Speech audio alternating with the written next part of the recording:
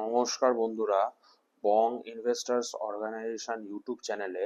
আপনাদের স্বাগত জানাই। কালকের অর্থাৎ 16ই মে শুক্রবারের পোস্ট মার্কেট অ্যানালিসিসটা আমি বিশেষ কারণে করতে পারিনি। তো সেই পোস্ট মার্কেট অ্যানালিসিসটা আজকে 17ই মে শনিবার দিন দুপুর 1:35 বাজে এখন এই সময় আমি করছি। তো কালকে যদি আমরা নিফটিটা দেখি, নিফটি মোটামুটি একটা স্টেবিলিটির দিকেই আসছে, যদিও কালকে 0.17% ডাউন গেছে নিফটি। শুরুর দেড় দু ঘন্টায় নিফটি একটা ঝটপট ভাবে নিচের দিকেই রওনা দেয়, তারপর আবার আস্তে আস্তে কিছুটা রিকভার করে মোটামুটি রেঞ্জ বাউন্ড ভাবে ওই 0.1 কি 0.2%-এর আশেপাশে হয় উপরে যাবে কি নিচে যাবে, এই রকম ভাবে রেঞ্জ বাউন্ড একই জায়গাতে নিফটি আছে। যদি আমরা ভিক্সের ডেটাও যদি দেখি, ভিক্সের ডেটা কালকে আবার নিচের দিকেই গেছে, এবং মানে গত 5 দিনের ডেটা যদি আমরা দেখি,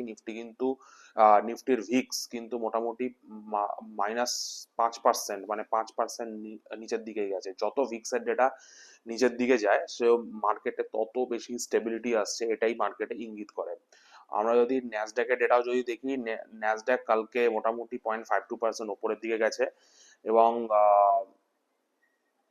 যদি এফআইআই ডিআই এর ডেটা যদি আমরা দেখি, এফআইআই ডিআই এর ডেটাটা যদি আমরা দেখি, তো সেখানে এফআইআই রা মোটামুটি কালকে 9,000 কোটি টাকার কাছাকাছি কিন্তু নেট বায়ার, সেখানে ডিআইআই রা কিন্তু 5,200 কোটি টাকার কাছাকাছি নেট বায়ার। তো এফআইআই ডিআইএ যথেষ্ট পরিমাণে net buying in Indian market actually signifies কি ইন্ডিয়ার স্টক মার্কেটের অদূর ভবিষ্যতে সম্ভাবনা কিন্তু খুবই উজ্জ্বল। এবং তাছাড়া ইনফ্লেশন এবং যে ইউএস এর কনজিউমার প্রাইস ইনফ্লেশন ডেটা যেটা আছে, সেটা কিন্তু ইঙ্গিত করে যে নিয়ার টার্মে কিন্তু আমাদের রেট কাট হতে চলেছে, এবং রেট কাটের জন্য মার্কেটে কিন্তু লিকুইডিটি আসবে। আমরা আরেকটু যদি খেয়াল করে দেখি যে আর কয়েকটা ডেটা, প্রথম কথা যেটা দেখালাম ডিআইআই এবং এফআইআই এর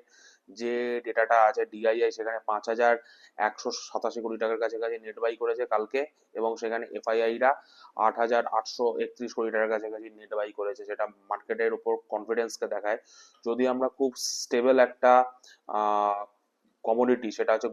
গোল্ডের যদি আমরা গত 30 দিনের গ্রাফটা যদি দেখি, গোল্ড কিন্তু 3,300 পার আউন্স প্রাইস থেকে কিন্তু আজকের দিনে 3,200 পার ডলার, 3,200 ডলার পার আউন্সে কিন্তু এখন ট্রেড করছে, যেটা যথেষ্ট পরিমাণে প্রায় 30 ডেজের যদি আমরা চেঞ্জ দেখি, সেটা কিন্তু 2.76%-এর কাছাকাছি ফল করেছে। তার মানে বোঝা যাচ্ছে যে স্টেবল মানি যেগুলো আছে, সেই স্টেবল কমোডিটি, সেটা গোল্ড হতে পারে, বন্ড ইল্ড হতে পারে, সেখান থেকে মার্কেটে সেই দিক থেকে টাকা কিন্তু ইকুইটির দিকে নিয়ার টার্মে ফ্লো করছে। আর একটা জিনিস যদি আমরা খেয়াল করি, সেটা হচ্ছে ইউএস 10 ইয়ার্স এর বন্ড ইল্ড আর হচ্ছে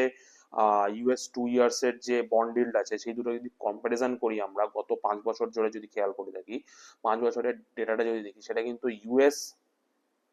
2 ইয়ার্স এর বন্ড ইল্ড কিন্তু এই মুহূর্তে ইউএস 10 ইয়ার্স বন্ড ইল্ডের থেকে কিন্তু নিচের দিকে ট্রেড করা স্টার্ট করে দিয়েছে। এটা আমাদের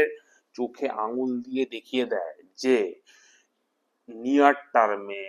মার্কেটের স্টেবল মানি কিন্তু ইকুইটিতেই আসছে, এবং এটাও প্রমাণ করে যখনই এটা নিচের দিকে কন্টিনিউয়াসলি ট্রেড করা শুরু করে, ইউএস এর 2 ইয়ার্স মানে শর্ট টার্মের ট্রেড ইল্ড, শর্ট টার্মের